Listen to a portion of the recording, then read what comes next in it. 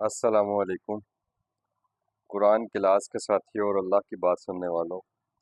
آج ہم سورہ توبہ کی آیت نمبر 115 سے آغاز کرنے جا رہے ہیں۔ اعوذ باللہ من الشیطان الرجیم۔ وما کان اللہ لیضل قوما بعد اذ ہداہم، یہ اللہ کا قانون نہیں ہے کہ وہ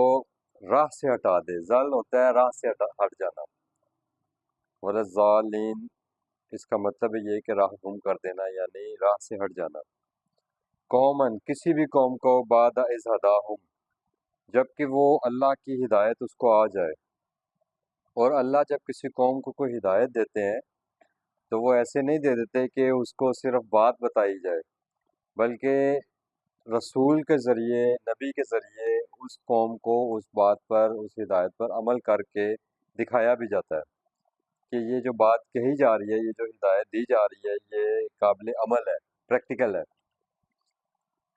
اور پچھلی دفعہ اس سے اوپر جو استغفار کی آیتیں آئی تھیں اور اس کو ہم نے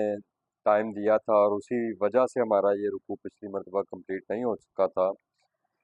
ان آیات کے پس منظر میں اگر آپ ان آیتوں کو دیکھیں تو آپ کو بات سمجھ آئے گی کہ اوپر والی آیت میں اللہ تعالیٰ نے کہا کہ وما کان استغفار ابراہیم علی ابی، کہ جو ابراہیم علیہ السلام نے اپنے باپ کے لیے جو استغفار کی یعنی مغفرت کی دعا کی تھی، اللہ ان موعدۃ، وہ ایک وعدے کے سبب تھا، وعدہ ایاہ، جو انہوں نے اپنے باپ سے کر لیا تھا۔ فلما تبین لہ انہ، لیکن پس جب تبین کھل کر سامنے آ گیا، وضاحت ہو گئی کہ بے شک وہ عدو للہ، کہ وہ تو اللہ کا دشمن ہے، یعنی اللہ کو واحد ایک ہستی مان کر اللہ کے ساتھ وہ اللہ کی بندگی میں نہیں ہے، بلکہ اللہ کے ساتھ اوروں کو بھی شریک ٹھہراتے ہیں، یعنی شرک کے روش پر تھے حضرت ابراہیم کے والد۔ تبرہ منہ، تو پھر انہوں نے اس سے بری ذمہ ہونے کا اعلان کر دیا۔ یہ حضرت ابراہیم علیہ السلام کے حوالے سے اللہ تعالیٰ نے قرآن میں ہمیں بتایا، ان ابراہیم لأواہ حلیم، دراصل ابراہیم بڑے ہی نرم دل اور متحمل مزاج تھے، بردبار تھے۔ تو ان کی اسی نرم دلی کی وجہ سے انہوں نے اپنے باپ کے ساتھ جب گھر سے نکل رہے تھے، اور ان کے باپ نے ان کو کہا تھا کہ میں تیرے سے اللہ تعلقی کا اظہار کرتا ہوں اس بنیاد پر کہ تو نے ان خداؤں سے جن کے ہم بندگی کر رہے ہیں، ان سے اللہ تعلقی کا اظہار کیا ہے۔ تو حضرت ابراہیم نے کہا کہ والد صاحب آپ کو سمجھ نہیں آ رہی کہ آپ کس اس میں پڑے ہوئے ہیں، شغل میں، اور یہ اللہ کے ساتھ شریک ہے، شرک ہے،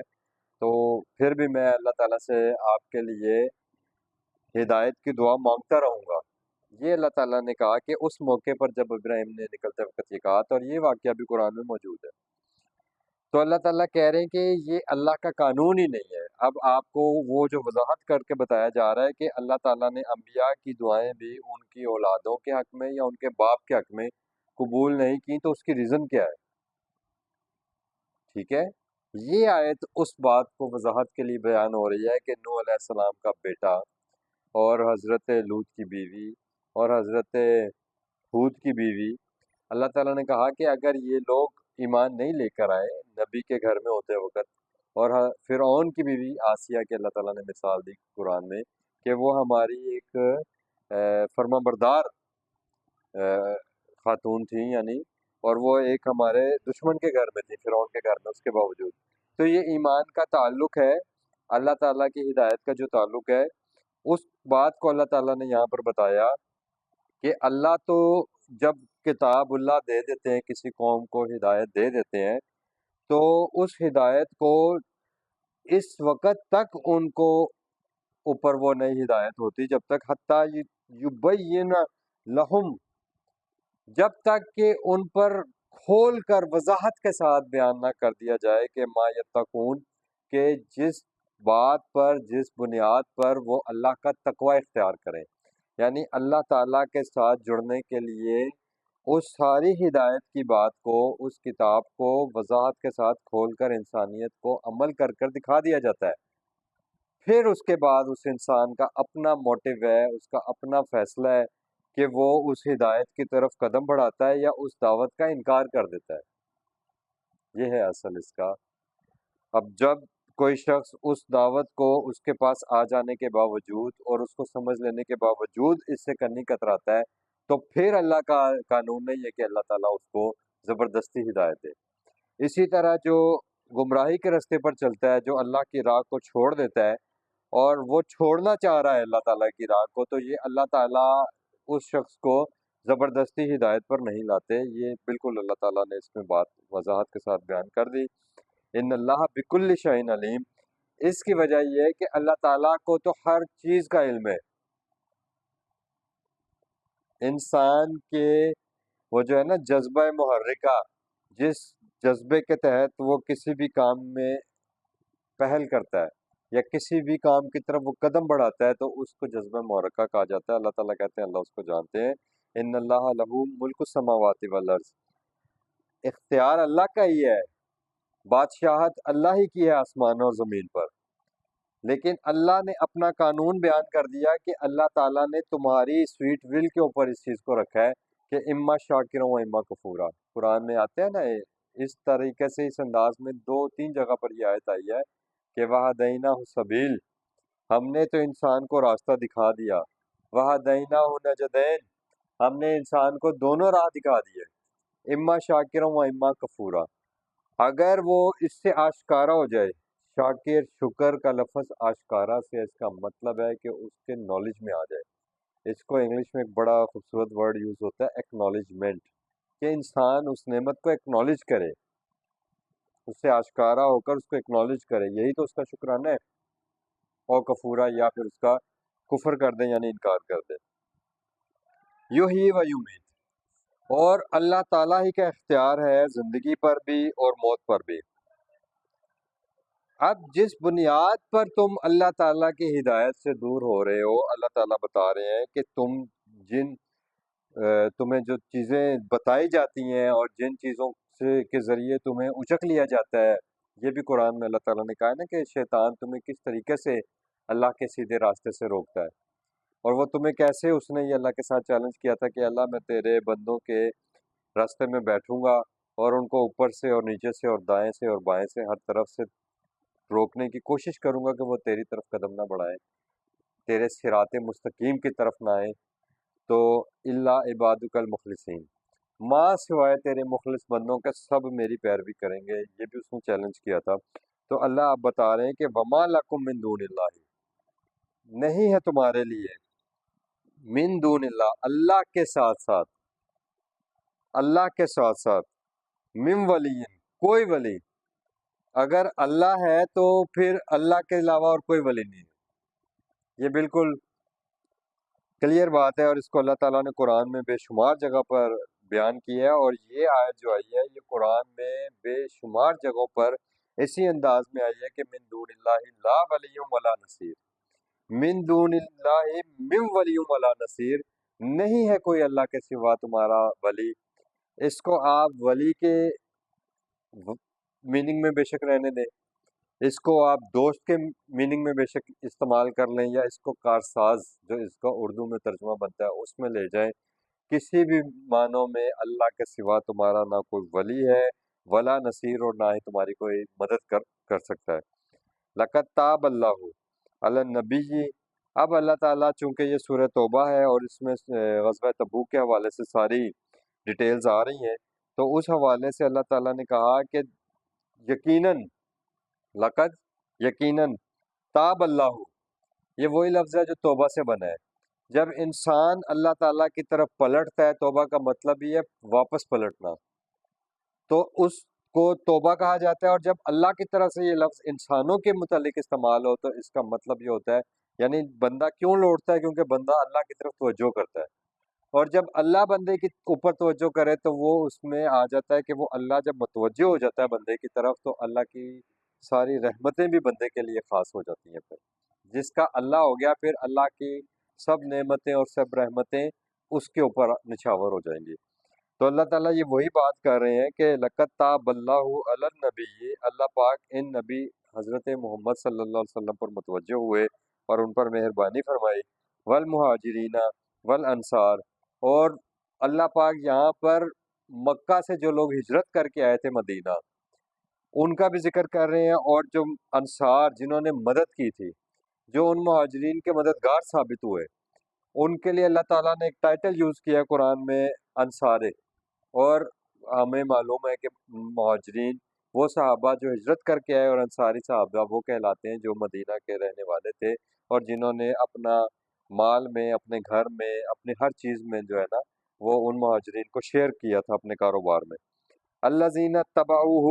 اللہ تعالیٰ کہہ رہے ہیں کہ یہ سارے لوگ وہ ہیں رسول اللہ صلی اللہ علیہ وسلم کے ساتھی جنہوں نے ان کی پیروی کی، فی ساعت، اس گھڑی میں بھی، الاسرتی، جو تنگی کی گھڑی تھی، جو آزمائش کی گھڑی تھی، من بعدی، اس کے باوجود بھی اور اس کے بعد بھی،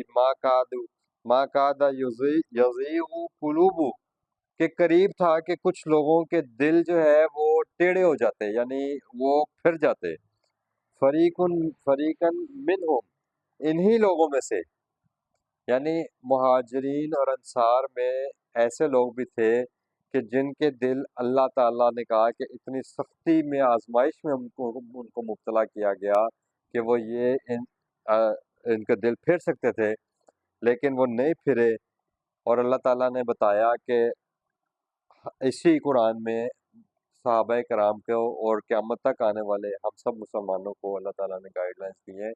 کہ تم پر تو ابھی وہ وقت نہیں آیا، تم پر تو ابھی وہ آزمائشیں نہیں آئی جو تم سے پہلے انبیاء کرام اور ان کے ساتھیوں پر آتی تھیں، حتیٰ زلزلو، یہاں تک کہ وہ ہلا دیے جاتے تھے، اور پھر وہ کہتے تھے متى نصر اللہ،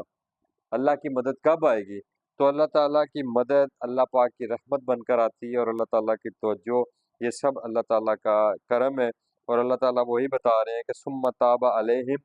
جب وہ کنڈیشن آنے والی تھی تو اللہ تعالیٰ نے پھر اللہ ان کی طرف متوجہ ہوئے اور ان پر اپنی مہربانی فرمائی،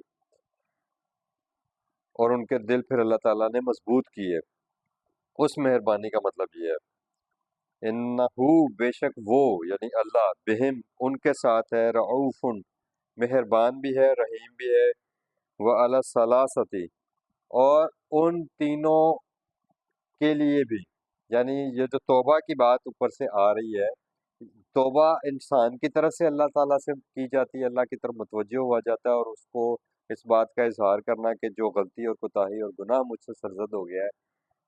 یہ میرا ایک برا عمل مجھ سے ہو گیا ہے، اللہ تعالیٰ مجھے اس کا احساس ہے، اور میں اس کی آپ سے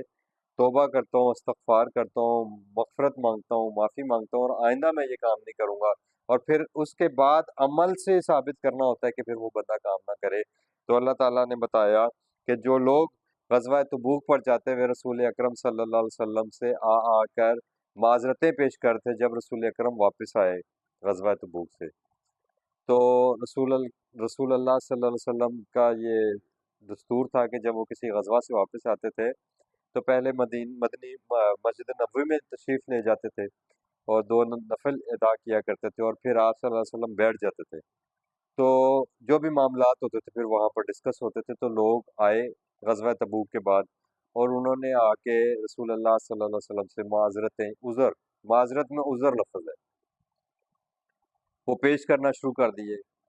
اور وہ عذر جو وہ پیش کر رہے تھے وہ اللہ تعالیٰ نے پچھلے ہم بڑی ڈیٹیلز کے ساتھ پڑھ کر آئے ہیں کہ اللہ نے کہا کہ یہ منافق لوگ ہیں، یہ آپ سے جھوٹے جو ہیں عذر پیش کر رہے ہیں، اور اے نبی صلی اللہ علیہ وسلم، آپ صلی اللہ علیہ وسلم نے ان کو اجازت کیوں دے دی؟ وہ بھی پیچھے بات ہوئی، اللہ تعالیٰ نے اس بات کا بھی ذکر کیا، اور اللہ تعالیٰ نے بتایا کہ جب 3 صحابہ، یہاں پر ان کا 3 کا ذکر ہوا ہے، ثلاثہ، 3 لوگ تھے، جبکہ روایات میں ان کے نام بھی آتے ہیں، حضرت کعب بن مالک تھے، حضرت بلال بن امیہ، اور حضرت مرارہ بن ربیع، یہ 3 نام روایت میں آتے ہیں رضی اللہ تعالیٰ عنہ۔ یہ ان میں سے جو 2 صحابی تھے کعب بن مالک کے علاوہ، حضرت بلال بن امیہ اور مرارہ بن ربیع، یہ غزوہ بدر سے رسول اللہ صلی اللہ علیہ وسلم کے ساتھ ہر غزوہ میں شریک ہوتے رہے، اور حضرت کعب بن مالک وہ غزوہ بدر کے بعد ہر غزوہ میں رسول اللہ صلی اللہ علیہ وسلم کے ساتھ شریک رہے، یعنی یہ تینوں صحابہ مخلص تھے۔ تو باقی لوگوں کے حوالے سے تو قرآن نے یہ بات نہیں کی، اور ان میں ذکر آتا ہے کہ 80 کے قریب جن لوگوں نے معذرتیں پیش کی تھی، عذر کیے تھے، وہ منافقین تھے، ان کا ذکر بھی روایات میں بہرحال مختلف انداز میں آتا ہے، لیکن اللہ تعالیٰ نے جو ان کے متعلق بات کی اور ہمیں جو بتا دیا ہے قیامت تک آنے کے لیے ہمیں یہ ہدایت دے دی کہ یہ جو رویے ہوتے ہیں، یہ جو ہمارا رسپانس ہوتا ہے رسول اللہ صلی اللہ علیہ وسلم کی دعوت کے اوپر، اللہ کی دعوت کے اوپر، اللہ تعالیٰ اس کو ہر وقت جج کر رہے ہیں۔ اور پھر اللہ تعالیٰ نے ان منافقین کے بارے میں یہ بھی کہا تھا کہ ابھی تو اللہ، اس کے رسول اور مومنین دیکھیں گے تمہیں، یعنی تمہارے آئندہ آنے والی زندگی اور تمہارے آئندہ آنے والے اعمال میں تمہیں پرکھا جائے گا، اور اس کے بعد اللہ تعالیٰ کی طرف سے تمہارے لیے اس میں معاملات ہوں گے جو بھی ہوں گے۔ اور یہ استغفار کا جو اختیار ہے اللہ تعالیٰ نے کہا تھا وہ صرف اور صرف اللہ کے پاس ہے۔ تو اللہ نے کہا الذین خلفوا، وہ جو پیچھے رہ گئے تھے۔ خلافت لفظ اسی سے بنا ہے، خلیفہ بھی لفظ اسی سے بنا ہے، اس کا مطلب ہوتا ہے بعد میں آنے والا یا پیچھے رہ جانے والا، پیچھے آنے والا۔ جو تین لوگ مخلص صحابہ کرام جو پیچھے رہ گئے تھے غزوہ تبوک میں جانے سے، اللہ نے کہا کہ اللہ تعالیٰ نے ان کی بھی توبہ کو قبول کر لیا۔ اس کی ڈیٹیلز بہرحال روایات میں آتی ہیں۔ تو حتیٰ یہاں تک کہ اذا ضاقت، تنگ ہو گئی علیہم الارض، ان کے اوپر یہ زمین، جس زمین مدینہ میں وہ رہائش پذیر تھے، وہ ان کے اوپر اللہ تعالیٰ کہتے ہیں تنگ ہو گئی تھی۔ اس کی وجہ یہ آتی ہے، روایات میں ذکر آتا ہے کہ ان کا سوشل بائیکاٹ رسول اللہ صلی اللہ علیہ وسلم نے کر دیا تھا۔ 40 دن تک ان کا سوشل بائیکاٹ رہا۔ 40ویں دن ان کو یہ حکم دیا گیا کہ ان کو جا کر بتا دو کہ آج کے بعد ان کی بیویاں بھی ان سے علیحدہ ہو جائیں گی۔ تو حضرت کعب بن مالک اپنا واقعہ بیان کرتے ہیں، اور انہوں نے فرمایا کہ میں نے پھر اپنی بیوی کو کہا کہ تم جب تک اللہ، اس کے رسول، بلکہ پہلے انہوں نے رسول اللہ کی طرف پیغام بھجوایا اور پوچھا کہ کیا میں طلاق دے دوں، یعنی ہم لوگ کیا اپنی بیویوں کو طلاق دے دیں؟ تو فرمایا گیا کہ نہیں، طلاق نہیں دینی، بلکہ پھر انہوں نے حضرت کعب بن مالک نے فرمایا کہ میں نے اپنی زوجہ کو جو ہے ان کے میکے میں بھجوا دیا۔ تو اللہ تعالیٰ بتا رہے ہیں کہ ان کو سوشل بائیکاٹ کر دیا گیا تھا بیسیکلی، بما رحبت، اپنی فراخی کے باوجود، یعنی سرزمین تو اللہ کی بڑی فراخ ہے لیکن ان کو ایسے اپنے اوپر تنگ محسوس ہو رہی تھی۔ وضاقت علیہم انفسہم، اور ان پر اب اپنی جان بھی جو ہے نا وہ تنگ محسوس ہونے لگ گئی۔ اور وہ اپنے واقعے میں یہ بھی بیان کرتے ہیں کہ وہ سلام کرتے تھے تو کوئی سلام کا جواب نہیں کرتا تھا، حتیٰ کہ وہ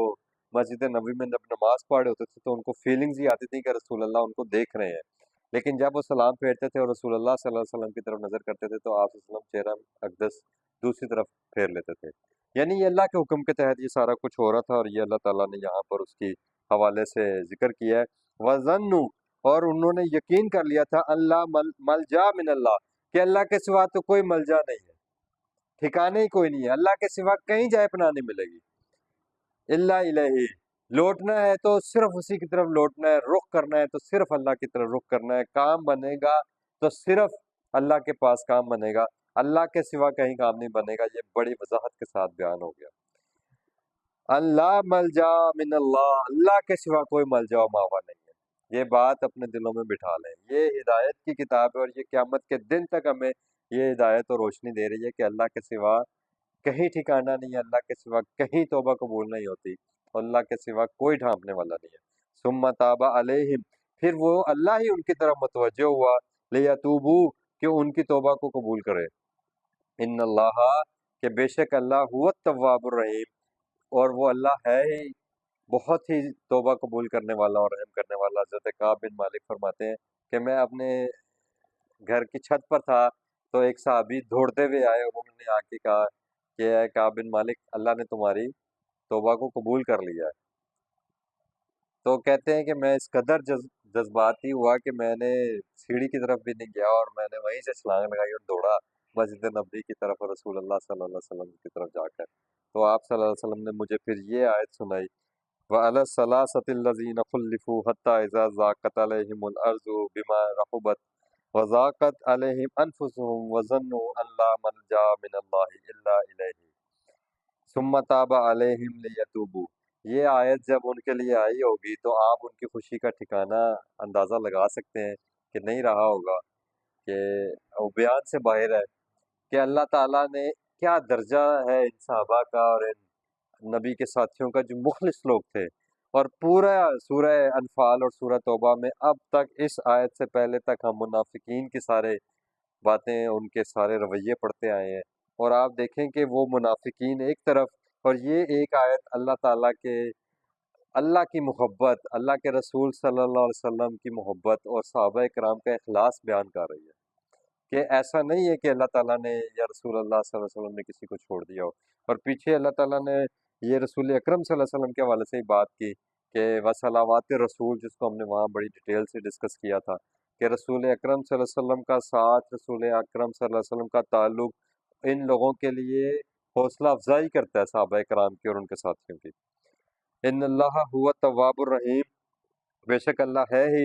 متوجہ ہونے والا اور رحم کرنے والا۔ یا ایھا الذین آمنوا اتقوا اللہ، اے وہ لوگوں جو اللہ کی بات مانتے ہو، اللہ سے ڈرو، اللہ کا کھٹکا رکھو، اللہ کو مد نظر رکھ کر زندگی گزارو۔ یہ سارا اس کا ایک اب نچوڑ پھر دوبارہ کہ اللہ کی خاطر زندگی گزارنی ہے، اللہ کے سوا آپ کی زندگی کا کوئی موٹیو نہیں ہونا چاہیے۔ یار لوگ کیا کہیں گے، فلانا کیا کہے گا، یہ ہو جائے گا، وہ ہو جائے گا، یہ سارا کچھ ہم پرائرٹیز ان چیزوں کو دیتے ہیں، جبکہ اللہ تعالیٰ کیا کہیں گے یہ کوئی نہیں اپنے سے سوچتا۔ اللہ کہہ رہے ہیں کہ وہ جو پیچھے ساری ڈیٹیل بیان ہوئی ہے نا، جو قیامت تک کے دن کے لیے تمہارے لیے مشعل راہ ہے، وہ یہی ہے کہ جو عمل کرنا ہے، جو زندگی گزارنی ہے، وہ اللہ کے لیے خالص ہو کر گزارنی ہے اور اللہ کے لیے اپنا قدم اٹھانا ہے۔ جب اسی غزوہ کے لیے جب جا رہے تھے اور مال کے لیے خرچ کرنے کے لیے جب صحابہ کرام کو کہا گیا تو کوئی اپنے گھر کا آدھا سامان لے آیا، کوئی پورا سامان لے آیا، تو ایک صحابی نے ساری رات مزدوری کی، کھجور کے باغ میں پانی لگایا اور صبح اس کے مالک نے اس کو چند کھجوریں دی اور وہ لا کے انہوں نے رسول اللہ صلی اللہ علیہ وسلم کے سامنے پیش کی اور کہا کہ یا رسول اللہ میرے تو کل کمائی یہی ہے، میرے پاس سارا اثاثہ یہی ہے۔ تو آپ صلی اللہ علیہ وسلم نے اس کو پورے ڈھیر کے اوپر پھیلا کر یہ فرمایا کہ اللہ کو سب سے زیادہ یہ، کیونکہ ان کا جو تقویٰ تھا، جو ان کا جذبہ تھا، وہ اللہ کے لیے تھا۔ تو اللہ تعالیٰ دراصل عمل کم اور زیادہ کو نہیں دیکھتے، اللہ تعالیٰ اس کے پیچھے کم اور زیادہ اخلاص کو دیکھتے ہیں۔ اخلاص کتنا زیادہ تھا، محبت، خلوص، خالص، ملاوٹ تو نہیں تھی۔ اور آج ہم اپنے اعمال کو دیکھیں تو اس میں ہمیں اس آئینے میں خود کو سنوارنا چاہیے۔ وَكُونُوا مَعَ الصَّادِقِينَ، اور اے ایمان والو ساتھی ہو جو، ساتھ ہو جو، کس کے ساتھ ہو جو، کس کے ساتھ رہو، الصادقین، جو کہ صادق ہوں، یعنی خود بھی سچے ہوں اور اس قرآن سے سچائی سے تصدیق بھی کرنے والے ہوں، یعنی اللہ کی بات سے، قرآن سے اپنے اعمال کی تصدیق کرنے والے ہوں۔ یہ نکالیے گا آپ ذرا، 26واں پارہ یہاں سے سٹارٹ ہوتا ہے، 24واں پارہ۔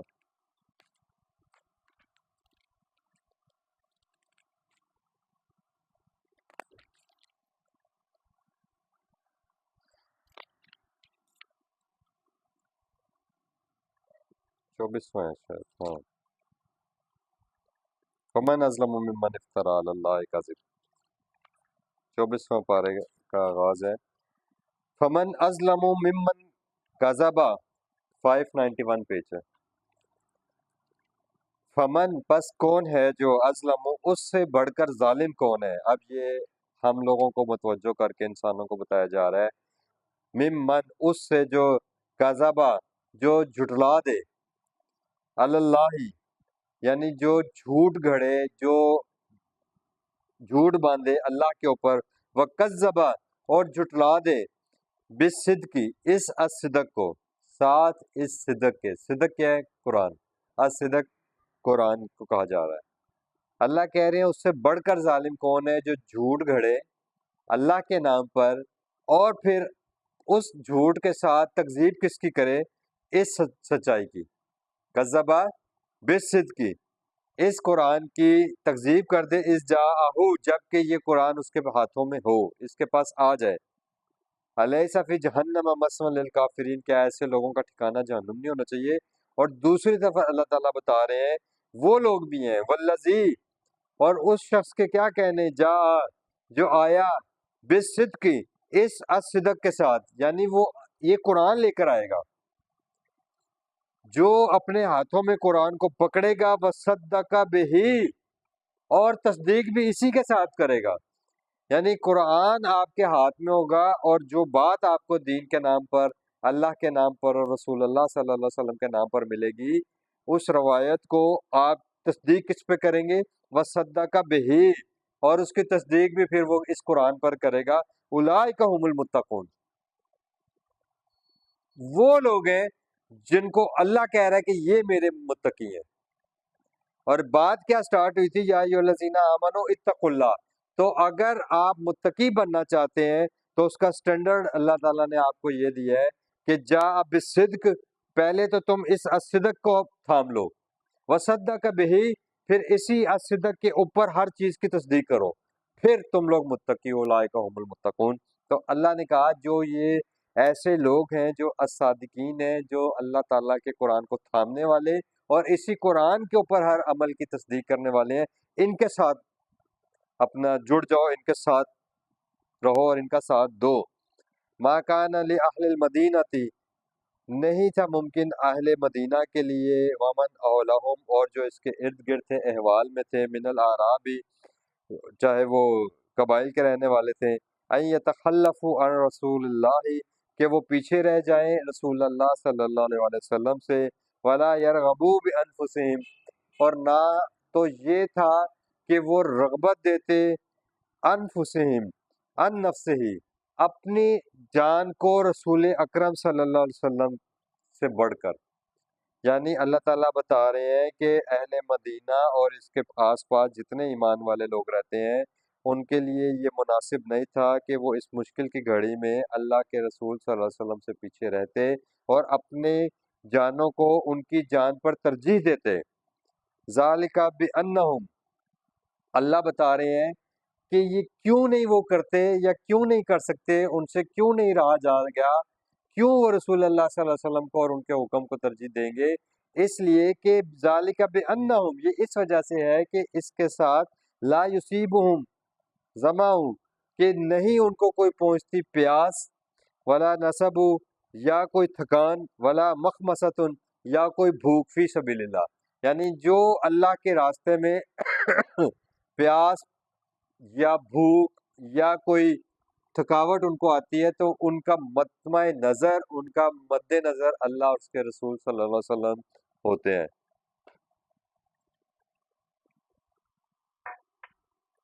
ولا یطعون موطئا،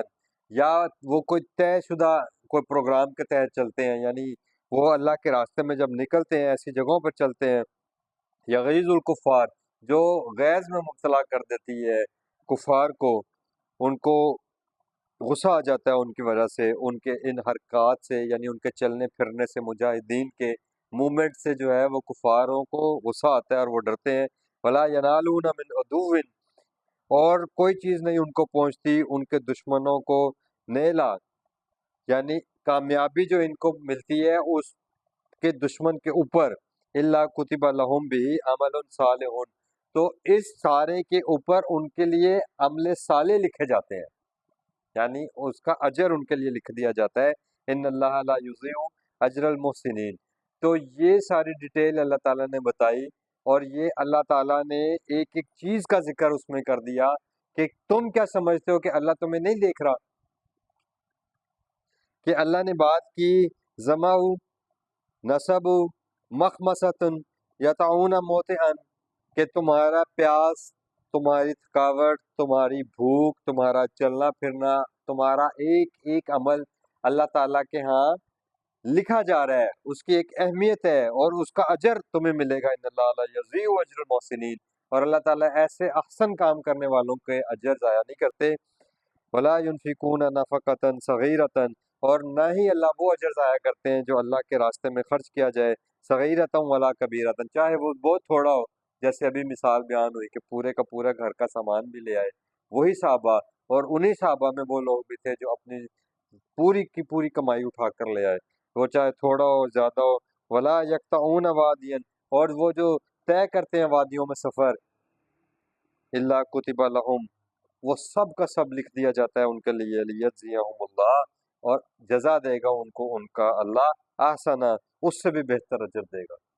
मा कानू यामलून, जो कोई भी वो अमल करते हैं। वमा कानल मुमिनूना, अब एक इज्तमाही तौर पर और एक जनरल बात की जा रही है, जो